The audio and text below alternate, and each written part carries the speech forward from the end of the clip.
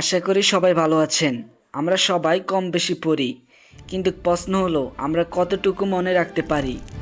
পরীক্ষার আগে বইয়ের পাতা উল্টাই, মনে হয় সব ভুলে গেছি, অথবা নতুন কিছু শিখলাম, কিছুদিন পরেই মনে হচ্ছে যেন কিছুই জানি না।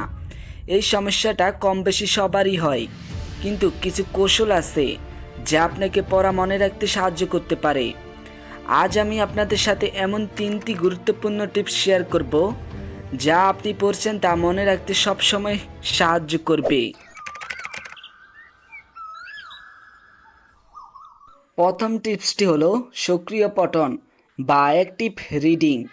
এর মানে হলো আপনি শুধু চোখ বুলিয়ে যাবেন না, মন দিয়ে পড়ুন এবং পড়ার সাথে সাথে কিছু কাজ করুন। আপনি যখন কিছু পড়ছেন তখন নিজেকে প্রশ্ন করুন, যেমন এই অংশটা কিসের সম্পর্কে, লেখক এখানে কি বোঝাতে চাইছেন, এর মূল ধারণা কি। এই প্রশ্নগুলো আপনাকে আরও গভীরভাবে চিন্তা করতে বাধ্য করবে। মার্কার বা পেন্সিল দিয়ে গুরুত্বপূর্ণ বাক্য বা শব্দ চিহ্নিত করুন, তবে অতিরিক্ত হাইলাইট করা থেকে বিরত থাকুন।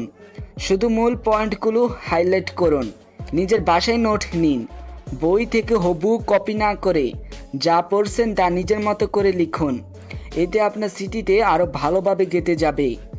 আপনি চাইলে মাইন্ড ম্যাপ তৈরি করতে পারেন, যেখানে মূল ধারণা থেকে শাখা প্রশাখার মতো বিভিন্ন পয়েন্ট বের হয়ে আসবে।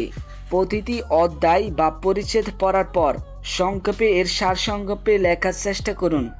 এটি আপনাকে তথ্যগুলো সংগঠিত করতে এবং মূল বিষয়বস্তু মনে রাখতে সাহায্য করবে। দ্বিতীয় টিপসটি হলো পুনরাবৃত্তি, তবে সাধারণ পুনরাবৃত্তি নয়, ব্যবধানপূর্ণ পুনরাবৃত্তি বা স্পেড রেপিটিশন। আমাদের মস্তিষ্ক নতুন তথ্য ধরে রাখতে চায়, কিন্তু যদি সে তথ্যের ব্যবহার না হয় তবে তা ধীরে ধীরে ভুলে যেতে শুরু করে। কিছু পড়ার পরপরই একবার চোখ বুলিয়ে নিন, এতে প্রাথমিক স্মৃতিতে তথ্যটা শক্তভাবে জমা হবে। ব্যবধানপূর্ণ পুনরাবৃত্তি, এটি একটি বৈজ্ঞানিকভাবে প্রমাণিত পদ্ধতি। এর মূল কথা হলো আপনি একটি নির্দিষ্ট সময় পর পর পড়া বিষয়গুলো আবার জ্বালিয়ে নেবেন। যেমন প্রথমবার পড়ার একদিন পর রিভাইজ করুন, তারপর 3 দিন পর, তারপর 7 দিন পর, তারপর 15 দিন পর, এরপর 1 মাস পর।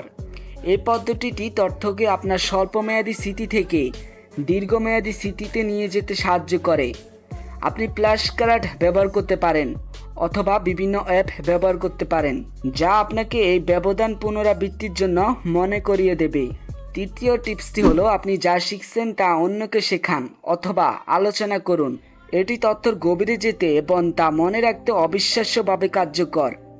যখন আপনি কিছু শেখাতে যান তখন আপনাকে বিষয়বস্তুটা ভালোভাবে বুঝতে হয় এবং গুছিয়ে উপস্থাপনা করতে হয়। এতে আপনার নিজের জ্ঞান আরও পরিষ্কার হয় এবং দুর্বল জায়গাগুলো চিহ্নিত করতে পারেন। এমনকি যদি শেখানোর জন্য কেউ না থাকে, তাহলে নিজেকে বোঝানোর চেষ্টা করুন যেন আপনি একজন শিক্ষিতকে শিখাচ্ছেন।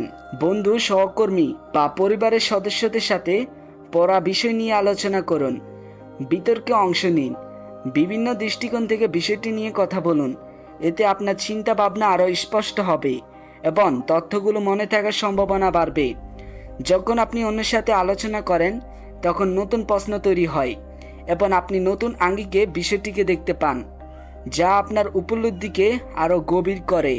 এই 3টি টিপস সক্রিয় পঠন, ব্যবধানপূর্ণ পুনরাবৃত্তি এবং শেখানো ও আলোচনা করা আপনাকে যা পড়ছেন তা দীর্ঘস্থায়ীভাবে মনে রাখতে সাহায্য করবে। মনে রাখবেন, এটি একটি প্রক্রিয়া, নিয়মিত অনুশীলন এবং ধৈর্য প্রয়োজন। প্রথম দিনেই হয়তো 100% ফল পাবেন না, কিন্তু নিয়মিত এই কৌশলগুলো প্রয়োগ করলে আপনি নিজেই এই পার্থক্যটা অনুভব করতে পারবেন। পড়া শুধু পরীক্ষার জন্য নয়, জ্ঞান অর্জনের জন্য, আর সেই জ্ঞানকে ধরে রাখাই আসল চ্যালেঞ্জ। এই টিপসগুলো আপনার সেই চ্যালেঞ্জ মোকাবেলায় সাহায্য করবে বলে আমার বিশ্বাস।